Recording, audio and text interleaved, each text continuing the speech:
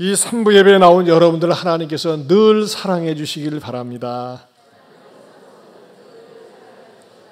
아멘. 우리 옆에 분들에게도 이렇게 인사할까? 하나님이 늘 사랑해 주시기 바랍니다.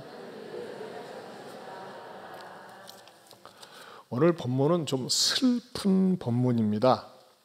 전쟁이 일어났는데 왕자인 압살롬이, 다윗 왕의 아들인 압살롬이 전사했다는 소식을 신하가 전해주는 것입니다. 그러면 얼마나 그 전하는 사람이 왕자가 죽었기 때문에 슬프게 전해야 되는 것 아닙니까? 그러나 그 왕자가 죽었다고 하는 메시지를 전하는 그 전령사가 아이고 고인간처럼 못된 짓 하다가 죽은 인간은 벌 받았으면 좋겠습니다. 그렇게 죽었으면 좋겠습니다. 잘 죽었습니다. 그런 뉘앙스를 깔고 임금인 아비인 다윗에게 이야기를 하는 것입니다. 왜 그러느냐? 그 다윗의 아들은 반역을 일으키고 죽은 것이기 때문에 그렇습니다. 그러면요, 반역을 일으키고 죽었기 때문에 아버지가 뭐라고 반응을 보여야 됩니까? 어휴, 살았다. 그놈이 죽었구나. 이렇게 안도의 한숨을 쉰다든지, 맞다. 천하에 그래 못된 일을 저지를 놈들은 그렇게 죽어야 된다. 이렇게 반응을 보이는 게 인지상정인데 아버지 다윗은 뭐라고 얘기하고 있어요? 아, 내 아들 압살롬아, 내 아들 압살롬아, 내 아들 압살롬, 내 아들 압살롬. 내가 너 대신 죽었어야 되는데, 내가 너 대신 죽었어야 되는데 하면서 말이죠. 반역을 저지른 아들에 대해서 통쾌하는 것이 아니라 오히려 슬퍼하고 가슴 아파하고 있다고 하는 것입니다. 어버이 주일날 왜 이런 본문을 택했을까요? 조금 기다려 보시면 왜 이 본문을 택했는지 아시게 됩니다. 저는 어버이 주일을 맞이하면서 우리 모든 자녀들이 부모가 자녀를 생각할 때 흐뭇하고 기쁘고 감사한 감정을 일으키지는 못할 망정, 자식들을 생각할 때마다 가슴이 아프고 울고 싶은 그런 부모로 만드는 자녀들이 없기를 바라는 마음으로 오늘의 메시지를 준비했습니다. 오늘 설교 제목이 뭡니까? 부모를 울리지 마세요. 부모를 울리지 말라는 것입니다. 왜 부모를 울리지 말아야 될까요? 여러분, 오늘 내가 있기 위해서는요, 부모님이 계시지 않았더라면 내가 있을 수 없다고 하는 것입니다. 저는 그런 의미에서 스티븐 잡스는 천하의 불효자식이라고 생각이 됩니다. 머리는 똑똑하고 애플이라고 하는 것을 만들어냈지만 그런 말이죠. 부모가 자기를 버렸다고 그래가지고 나중에 그를 낳은 부모가 나타났을 때 뭐라고 얘기했습니까? 당신들은 나의 생물학적인 부모일 뿐이지 부모로서 가치가 없다고 외면해버렸어요. 참 무섭고 잔인한 사람이에요. 하지만 여러분, 이런 경우가 있어요. 부모가 내 기대치에 못 미치게 교육도 양육도 뒷바라리를 잘해주지 못한 경우도 있습니다. 하지만 내가 이 땅에 살아서 생명을 가지고 있고 이 땅에 사람으로서 살 수 있도록 해준 것은 일단 부모라고 하는 존재가 있었기 때문에 내가 존재하게 된 것 아닙니까? 우리는 그 자체로 부모를 공경하고 부모를 존중히 여겨야 된다고 하는 것입니다. 물론 말이죠, 요즘은 참 세상이 악해져 가지고 아주 악한 부모들이 많이 있어요. 아주 비정하고 매정스러운 부모들도 있습니다. 그러나 그런 부모들은 비정상이죠. 하지만 대부분의 모든 정상적인 부모들은 정말 자기들보다 자녀들이 더 잘 되길 원하고 더 크게 되길 원하고 건강하길 원하고 불명예스럽지 않길 원하는 것이 대부분의 모든 정상적인 부모들의 바람이라고 하는 것입니다. 몇 년 전 있었던 일입니다. 한밤중에 복면을 쓴 강도가 나타났습니다. 이 복면을 쓴 강도가 나타나서 대부분에 뭐라고 해서 돈 내놔! 하고 소리를 지르면서 말이죠. 칼로 위협을 하는 거예요. 그 방에 그 아내하고 또 딸이 있었습니다. 근데 목소리를 딱 들어보니까 자기 아들이야. 여러분, 부모는 가족들은 목소리 들어보면 알잖아요. 그리고 체격을 보니까 자기 아들이야. 네 이놈! 너 무슨 짓이냐? 그래서 백 소리를 질렀겠죠. 했더니 내가 왜 당신 아들이야? 알지도 못하면서 돈이나 내놔! 하면서 막 칼로 유혹하고 너 이러는 것 아니다! 하니까 이놈이 말이죠. 달라들어서 칼로 찌르고 어머니도 찌르고 자기 누이도 찔렀어요. 그리고 어머니는 현장에서 죽사하고 아버지도 중상을 입고 대신에 자기 그 누나는 말이죠. 경상을 입었어요. 그래가지고 이제 나중에 이놈이 잡혔거든요. 근데 경찰서에서 조사를 해보니까 진짜 그 집의 아들이에요. 아버지한테 말이죠. 수사관이 찾아가가지고서 아니 어떻게 아들이 이런 일을 저질렀습니까? 하면서 말이죠. 이 조사를 하는데 아버지는 끝까지 내 아들이라고 안 하는 거예요. 특별히 그 딸한테 말이죠. 경상을 입은 딸한테 쓰러지면서 뭐라고 그 아버지가 얘기를 했냐면 어떤 일이 있어도 우리 집 아들이라고 얘기하지 말아라. 범인이 누군지 말하지 말라. 이렇게 하면서 당부를 했다는 거예요. 저는요 그 기사를 보면서요. 어떠한 일이 있어도 범인이 우리 집 식구라고 얘기하지 말라고 부탁하는 그 아버지의 심정. 자기 아들이 천하의 불효자식으로 어떻게 자기 가정에게 자기 집에 들어와서 이런 일을 했을까라고 하는 불명예스러움을 아들이 그 불명예스러움을 당하지 않도록 하기 위해서 아들을 보호하는 그 아버지의 심정을 읽으니까요 너무 가슴이 찡하더라고요. 짱하더라고요.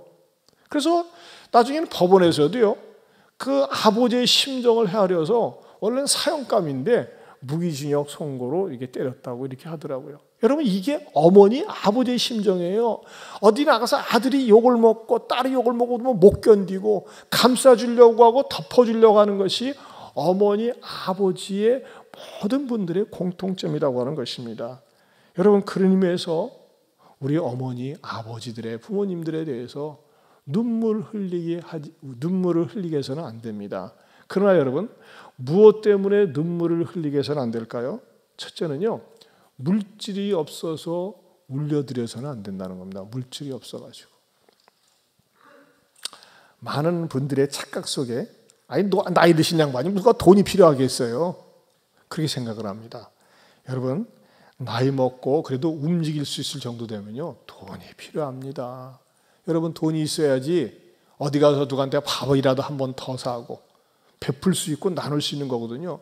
돈이 없으면요 움츠러 들어가지고 움직이기도 불편하고 돌아다니기도 싫고 사람 만나기도 싫은 거예요. 교회에서라든지 바깥에 나가서라든지 만나는 사람들에게 내가 밥 사게 할 때 밥 사겠다고 하는 어른들을 싫어할 사람은 없는 거예요. 그런 의미에서 여러분 자녀들은 부모들에게 인색하게 하지 말고 부모님들이 여유 있게 쓸 수 있도록 용돈 좀 많이 드리세요.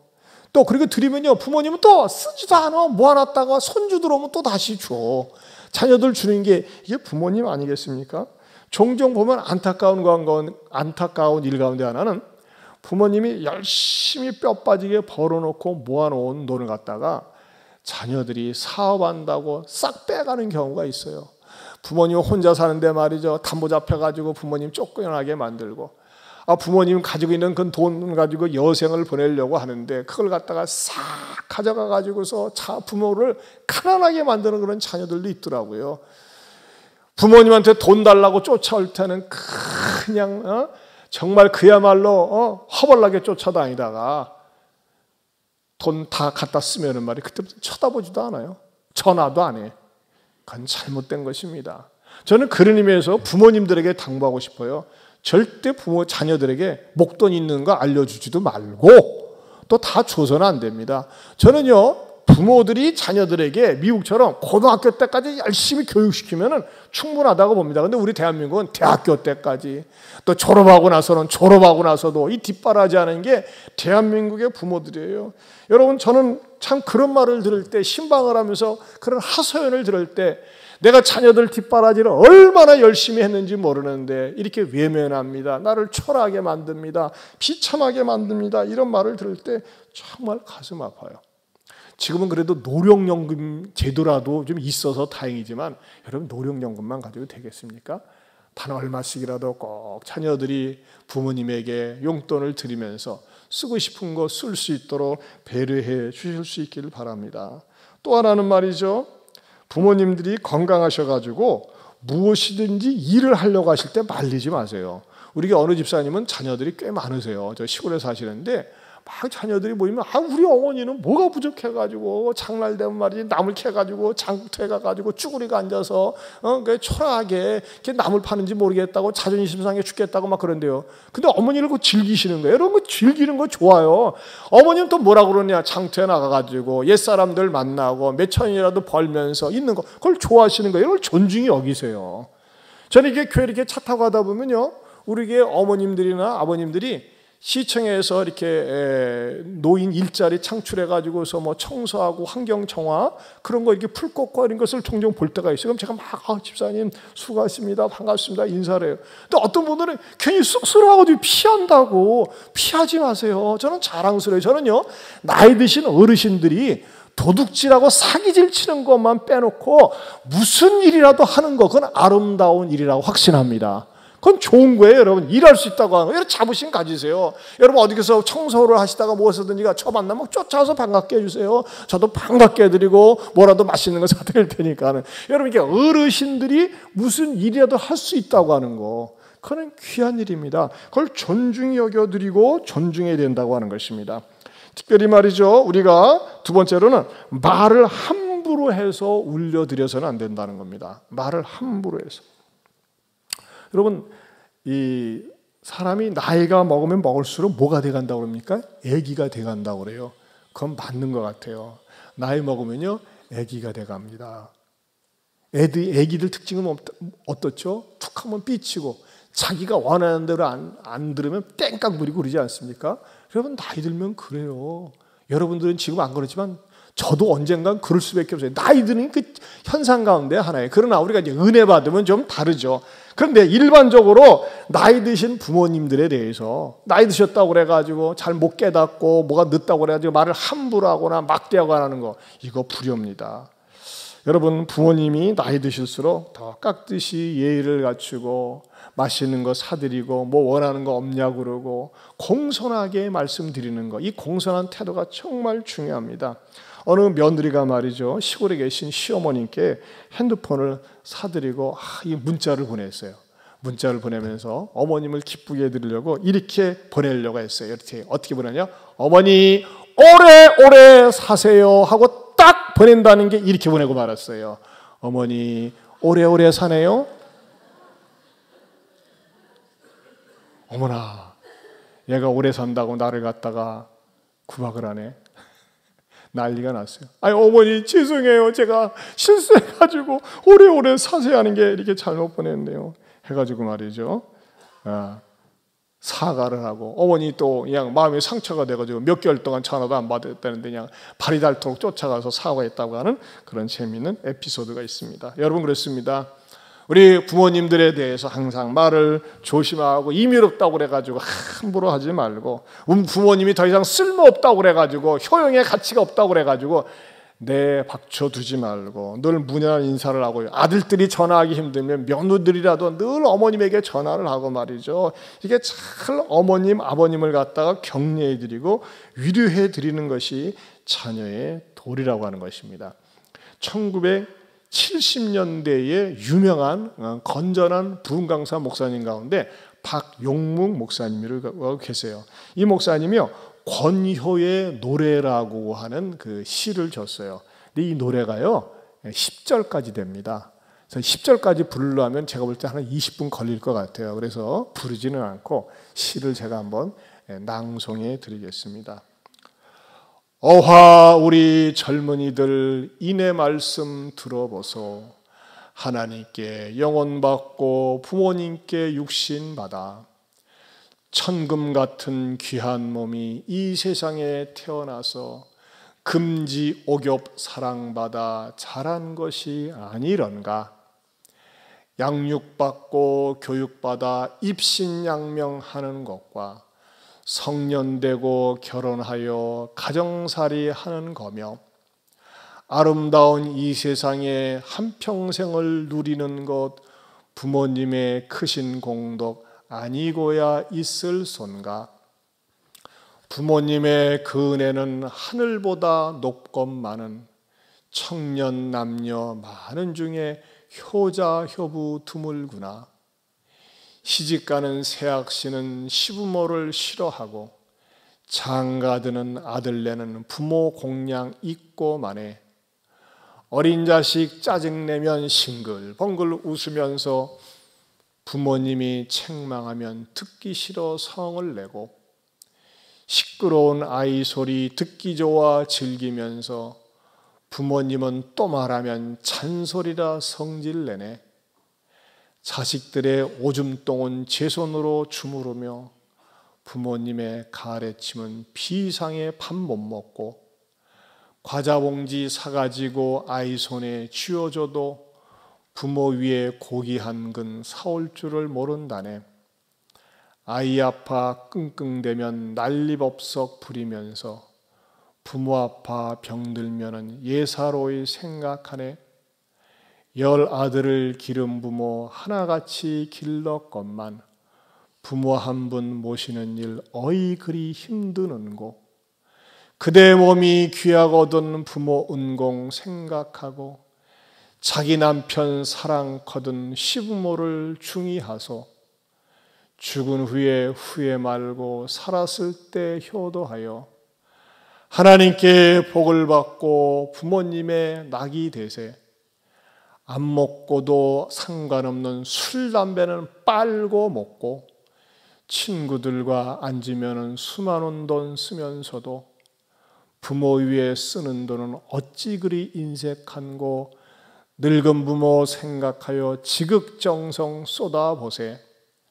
반만년의 오랜 역사 깊이 살펴보게 되면 명문가족 번영하면 효자 후손 확실하고 폐가망신 무의도식 불효자식 분명하네. 어화 우리 자녀 모두 지성으로 효도하세. 다 같이 시작. 모든 죄가 모두크나 부모 불효 으뜸이요 억만 가지 죄 중에서 불신앙이 가장 큰 죄. 하나님을 경외하고 부모님께 효도하세. 인생 본분 다의 삶이 만세 만대 복이로다. 아멘입니다. 여러분 그렇습니다.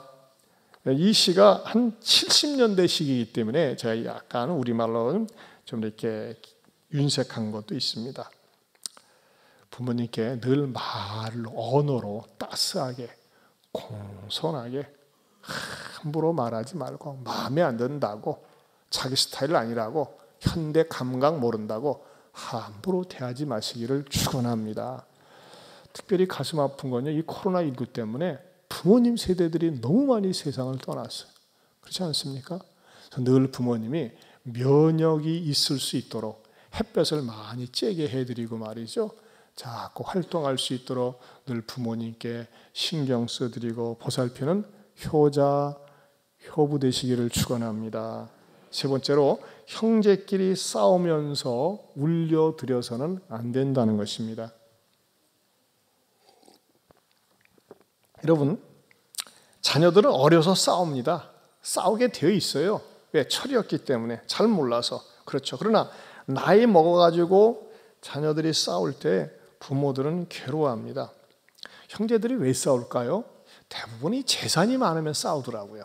네? 재산이 많으면 그걸 부모 재산을 갖다가 어떻게든지 자기 수중에 넣으려고. 여러분 절대 자녀들에게 그래 내가 돈 많이 벌어가지고 다 니들 물려주고 세상 사람이 창조주보다 좋아하는 게 조물주야. 조물주보다 좋아하는 게 건물주라고 하니까는 건물 하나 물려줄게. 이건 망하게 하는 겁니다. 반드시 망합니다. 관리 못합니다. 물질이라는 건요, 내가 땀 흘려서 벌어야지만이 단 얼마라도 귀한 줄 알지 그냥 공돈처럼 물려주면요 반드시 부패하고 타락하게 되어 있습니다. 그런 의미에서 여러분 절대 물질 자녀들에게 많이 물려주지 말고 자녀들에게 공부하고 또 여유가 있으면 시집 장가가고 그 정도까지 물려줘야지 그걸 갖다가 자녀들이 말이지 네 대대로 잘 먹고 잘 살도록 해주마. 이거는요 축복 절대 아닙니다. 어떻게 됩니까? 내가 갖고 있는 동안 베풀고 나누고 섬기는 데 쓸 줄 알아야지만이 그게 그 집안을 건강하게 만든다고 하는 것입니다. 어떤 분들은 말이죠, 자기가 가지고 있는 재산을 어떻게 하면 분배해 줄까 그거 신경 쓰다가 여러분 나눠주면 자녀들이 고마울 줄 압니까? 당연하게 생각합니다. 당연하게. 절대 그냥 순간적으로는 고마워하죠. 그러나 그거 길게 오래가지 않습니다. 여러분들 가운데 혹시 재산 좀 있는 분 있으면요, 장학재단 만드세요. 또는 말이죠, 어려운 미자립 교회 무슨 기관을 만드는데 그런데 헌납하고 하는 것이 가치는, 아니 물론 자녀들이 먹고 살 만한 그런 기본이 되어 있을 경우 그렇다는 거예요. 뭐 자녀들이 너무 어렵고 힘들면 좀 부모가 재산이 좀 도와줘야 되지 않겠습니까? 그러나 말이죠, 있음에도 불구하고 자녀들은 그냥 있는데 더 있어라 하면서 더 잘 살아라. 아닙니다. 더 잘 살지 못합니다. 저는 우리가 자녀들이 싸우는 것 가운데 하나가 물질 가운데 싸우는데, 특별히 이 자녀 형제들이 똑같지 않아요. 어떤 형제들 말이죠, 더 잘나고 더 잘 배우고 똑똑하고 그런 형제들이 있는 반면에 못 배우고 가난하고 힘들고 일이 잘 풀리지 않는 형제들도 있어요. 그러면요, 이 풀리고 좀 먹고 살 만한 그런 형제들이, 특별히 그런 가운데서도 동생들이 형들을, 언니들을 무시하는 경우가 있어요. 이거 엄청나게 상처 주는 것입니다. 잘못된 것입니다. 여러분 집안에서 말이죠, 뭐 형이 도대체 잘난 게 뭐가 있어, 나보다 똑똑한 게 뭐가 있어, 언니가 똑똑한 게 뭐가 있어 하면서 말이죠, 위에서 치고받을 때 이건 평생 왼수됩니다. 여러분 절대 동생 된 내가 형이 좀 못나 보이고 무식해 보이고 배우지 못했어도 형이기 때문에, 오빠기 때문에, 누나기 때문에, 언니기 때문에 존중해야 됩니다. 그것이 아름다운 것입니다. 그리고 말이죠, 없는 사람, 못 배운 사람 그렇게 대우를 해줄 때는 귀하게 받아주고, 또 너무 자존심 내우지 말고 나이만 내세우지 말고 정말 내가 사랑을 받고 혜택을 받으면 그것에 대해서 고마움과 감사를 표할 때 행복한 가정이 되는 것입니다. 행복한 형제지간이 되는 것입니다. 특별히 형제끼리 동서지간에 분쟁과 다툼이 일어나가지고 절대 용서를 못하겠다고 하는 그 형제지간이 있어요. 동서지간이. 여러분, 다윗이 자기 아들이 죽었을 때 내 아들 압살롬아, 내 아들 압살롬아, 내가 차라리 죽으면 좋을 뻔하였는데 이렇게 울었던 게 왜 그럴까요? 그 가정에 화해가 없어서 그랬어요. 용서가 없어서. 사건의 발단은 어떻게 된 겁니까?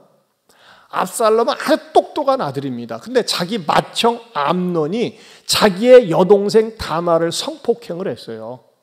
계획적으로. 그러나 자기 여동생을 버렸어요. 거기에 앙심을 품었습니다.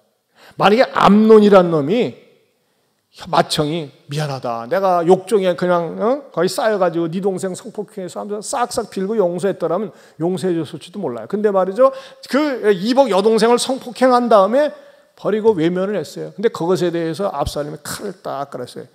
요 새끼, 나쁜 놈의 새끼, 이거 씨를 버려가지고 이건 내가 착사를 내버린다 가지고 칼을 가슴에 딱 품고 있다가, 절대 조는 사람한테 칼을 안 갑니다. 해가지고서 어떻게 했느냐,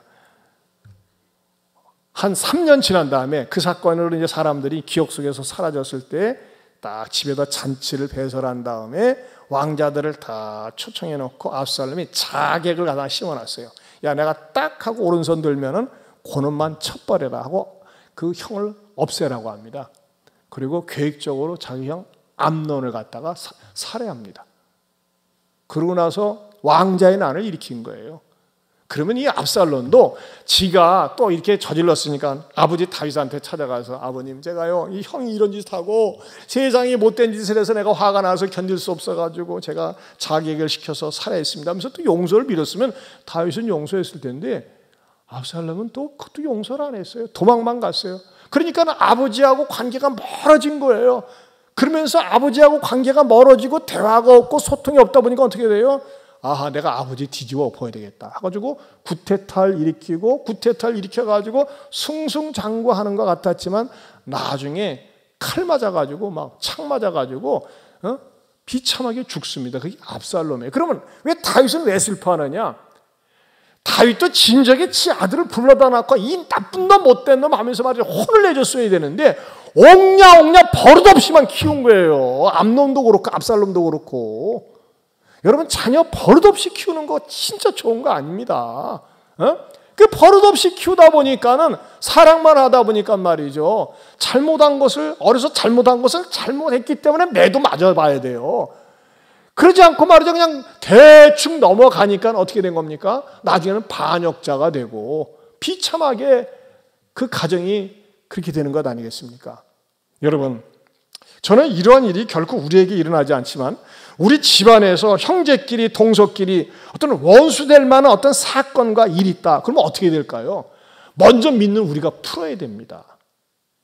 근데 저쪽은 사과할 기색이 없어. 뻔뻔스러워. 그런 경우가 있거든요. 미안하다 소리도 안 해. 그럴 때는 어떻게 될까요? 나도 안 하면 될까요? 안 해요. 내가 먼저 믿기 때문에 상대방을 용서해야 됩니다. 어떻게 용서하면 됩니까? 용서를 선언하십시오. 예수님이 십자가에 못 박혀 죽임을 당하셨을 때 예수님은 용서를 일방적으로 선언하셨어요. 여러분, 내가 용서를 선언하게 되면 내가 원한으로부터 자유함을 얻습니다. 분노로부터 자유함을 얻습니다. 그 상대방이 안 받아들이면 상대방 손해보는 거예요. 일단은 내가 말이죠. 나한테 죄를 지은 사람이 있어요. 나한테 잘못한 사람이 있어요. 나한테 가해를 준 형제지간이 있어요. 그 사람에 대해서 내가 용서를 선언할 때 내가 치유를 받고 내가 큰 마음이 되고 내가 복을 받게 될 줄로 믿습니다. 그러면서 여러분의 친인척 가운데 어려운 가족이 있습니까? 동생의 조카들이 등록금을 못 낸다. 공부하는데 어렵다. 그러면요, 등록금도 한번 내주시고 형제지간에 좀 있는 분이, 성경은 이걸 가르치고 있어요. 가족을 돌봐야 된다. 친척을 돌봐야 된다. 디모데전서 5장 8절입니다. 같이 보겠습니다. 시작. 누구든지 자기 친족, 특히 자기 가족을 돌보지 아니하면 믿음을 배반한 자요 불신자보다 더 악한 자니라 그랬어요. 얼마나 기가 막힌 말씀입니까? 여러분 보세요. 우리 믿는 사람들이 자기의 가족 잘 돌봐야 됩니다. 자기 친족 가운데서 어렵다, 고통을 당한다, 돌봐야 됩니다. 근데 이걸 돌보지 않으면 불신자보다 더 악한 자라고 말씀하고 있습니다. 네 번째는요, 나의 불신앙 때문에 울려드려서는 안 된다는 것입니다. 나의 불신앙 때문에. 여러분, 부모는 야 같이 신앙생활하자, 교회 같이 다니자, 같이 예수 믿고 천국 가자 하는데 뺀질뺀질하고 말을 듣잖아요. 지금 바빠서요. 시간이 좀 되면요. 나이 먹어서요. 여러분 그때 안 옵니다. 언제 어디서 갑자기 하나님 불러갈지 모릅니다. 여러분, 부모가 여러분들에게 신앙을 권면할 때 네 알겠습니다, 순종하겠습니다 하면서 자녀된 분들은 말이죠, 부모님의 신앙의 권면을 수용하고 받아들일 수 있기를 축원합니다. 부모가 왜 권면합니까? 부모는 천국 가는데 자녀 지옥 가면 되겠어요? 신앙의 계승이 이루어져야 되지 않겠어요? 여러분 특별히 교회를 다니면서도요, 이 신앙의 껍데기 신앙, 무늬만 신앙, 교인이 있어요. 종교인으로 기능인으로 전락하고, 이 대화를 나눠보면요 신앙이 전혀 없어요. 뿌리가 없는 거예요. 말로는 교회 다니는데 입술론적 신자야. 입술로는 예수를 믿는다고 하는데 신앙의 깊이가 없어. 하나님을 찾는 것도 아니고 예배를 사모하는 것도 아니고 껍데기 신앙이에요. 이럴 때 부모는 안타깝게 생각을 합니다. 이럴 때 하나님 믿음 없는 나를 도와주시고 믿음을 주세요 하면서 진정한 그리스도인, 리얼 크리스천이 될 수 있기를 축원합니다. 부모가 원한 정말 믿음 있는 부모라면요, 내 자녀들이 예수 잘 믿는 겁니다. 저도요, 저희 집 아이들이 있지만은 아이들한테 항상 내 첫 번째 소원은 뭐냐? 우선 통일은 아닙니다. 통일은 나중이고, 니네들이 예수님 제일 잘 믿는 거다. 예수님 잘 믿는 거. 왜? 예수님 잘 믿으면 모든 것이 다 풀리게 되어 있습니다. 그러나 예수님은 잘 믿지 않으면요, 잘 풀리는 것이 나중에 재앙이 됩니다. 재앙이. 예수님을 잘 믿어야 됩니다. 정말 여러분 부모들이, 우리의 자녀들이 예수님을 잘 믿을 수 있도록 여러분들이 늘 권면하고, 나의 불신앙 때문에 부모가 울지 않도록 자녀된 도리로서 부모님께 순종할 수 있기를 축원합니다.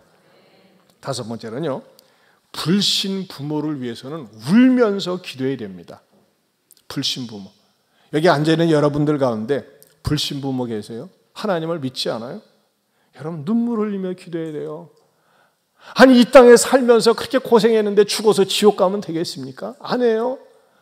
하나님 아버지, 우리 어머니 아버님 아직 하나님 만나지 못한 것 같아요. 믿지 않습니다. 어떻게 하면 하나님을 만날 수 있을까요? 그 마음을 움직여 주세요 하면서 말이죠, 불신 부모를 위해서 울면서 간절히 기도해야 된다는 것입니다. 불신 부모가 마음의 문을 안 열어. 그럴 때는 어떻게 될까요? 내가요, 부모의 마음을 감동시켜 드려야 됩니다. 우리 며느리, 우리 딸, 우리 아들이 참 정말 내가 하나님을 믿지 않는데 우리 딸이라면, 우리 딸이 믿는 하나님, 며느리가 믿는 하나님, 아들이 믿는 하나님, 나도 믿고 싶어. 그 정도로 정말 희생을 해야 됩니다. 가정 선교사가 돼야 돼요. 이 책을 쓰신 우리 정미숙 집사님, 이 자리에 시어머님 앉아 계시는데 천주교인이셨어요. 아주 독실한 천주교인이셨어요. 근데 우리 정 집사님 제가 이렇게 20년 이렇게 겪어봤잖아요. 정말 묵묵히 말없이 기도, 용서하십시오. 기도 조금 하신 분이 뽐도 또 약하세요. 근데 이 가슴은 얼마나 열정이 있는지 몰라요. 정말 바쁘세요. 근데 언제 이런 글을 쓰셨는지 모르겠어요. 그런데 시부모님 모시고 살고, 남편 이렇게 섬기면서 살고, 아들들 키우면서 사는데 어머님이 저한테 직접 그러시더라고요. 목사님, 내 며느리를 볼 때 내 며느리는 우리 집안에 보내주신 천사입니다. 가정 천사라고. 전 직접 들었어요. 여러분, 시어머니가 자기 며느리를 걸어서 우리 집안의 천사입니다 이렇게 점수를 주는 게 쉽습니까? 절대 쉽지 않습니다. 제가 우리 집사님 이렇게 지켜보면요, 정말 최선을 다해서 부모님을 섬기고 또 하나님 앞에서 믿음으로 살아보려고 몸부림을 치고 또 교회, 학교, 또 일터에서 말이죠, 어떻게든지 복음을 전하려고 몸부림치는 모습. 정말 저는 제가 우리 교회에 자랑스러운 많은 그러한 일꾼들이 있지만 그 가운데 한 분이 바로 우리 집사님이세요. 우리 집사님이 우리 적어도 한 20년 동안, 우리 교회가 20년 되지 않습니까? 7월 달이면은 저희가 7월 23일 날 개척을 했는데 2000년 7월 23일 날 개척을 했는데 2000년 12월 25일 날 등록을 하셨어요. 그때부터 이렇게 묵묵히 교회 나오시면서 말하자면 은혜 받은 거 이렇게 기록을 하시고 그러셨는데, 제가 올 적에 우리 교회 참 이런 분들이 여러분들이 계세요. 정말 숨어서 부모님 잘 섬기면서, 친정 식구 부모님 잘 섬기면서 어떻게든지 복음을 전하려고 몸부림치는 자랑스러운 분들이 많이 계시는 거 얼마나 감사한지 몰라요. 근데 우리 집사님 같은 경우는 이제 이렇게 시부모님이 며느리에게 우리 집에 보내준 천사다, 이런 얘기는 제가 처음 들었어요. 얼마나 참 아름다운 평가인지 모릅니다. 이게 어디서 나온 거죠? 교회에서 말씀을 듣고 은혜 받고 변화 받으면서 가정에서, 일터에서, 또 교회에서 이런 모습으로 이렇게 섬기기 때문에 나오는 것이 아닌가 생각이 됩니다. 사랑하는 성도 여러분, 어버이 주일을 보내면서 어버이날은 지냈지만 우리가 가정의 달을 맞이해서 정말 나 때문에 어머님, 아버님이 기뻐할 수 있는 효자, 효녀 될 수 있기를 축원합니다. 부모님 돌아가셨습니까? 그렇다면 부모님 대신 어르신들을 그런 마음으로 섬기세요. 그럴 때 하나님이 기뻐하시리라 믿습니다. 에베소서 6장 2절 3절에 부모 공경에 대해서 이렇게 말씀하고 있습니다. 같이 읽어볼까요? 내 아버지와 어머니를 공경하라. 이것은 약속이 있는 첫 계명이니 이로써 내가 잘되고 땅에서 장수하리라. 이 복이 임할 수 있기를 축원합니다. 기도하겠습니다. 하나님 아버지, 감사합니다. 어버이 주를 보내면서 주님, 우리 부모님들에게 근심이나 눈물을 안겨다 드리지 않는 효자, 효녀가 되게 하여 주시옵소서. 부모된 우리는 자녀들에게 좋은 부모로 표상이 되고 모범이 되고 따르고 싶고 닮고 싶은 부모들이 되게 하여 주시옵소서. 주님, 부모님이 안 계십니까? 나이 드신 어르신들을 존중히 여기고, 또 자녀가 없습니까? 믿음의 자녀를 낳아서 믿음으로 부유한 모든 가정들 되게 하여 주옵소서. 이제는 우리 주 예수 그리스도의 은혜와 하나님 아버지의 변함이 없는 사랑과 성령님의 감화감동 교통하심의 은혜가 어버이를 소중히 여기며 자녀들을 사랑하며 행복한 가정 만들어 가겠노라고 마음에 다시 한번 다짐하는 모든 성도들 위해 영원토록 함께 있을지어다. 아멘.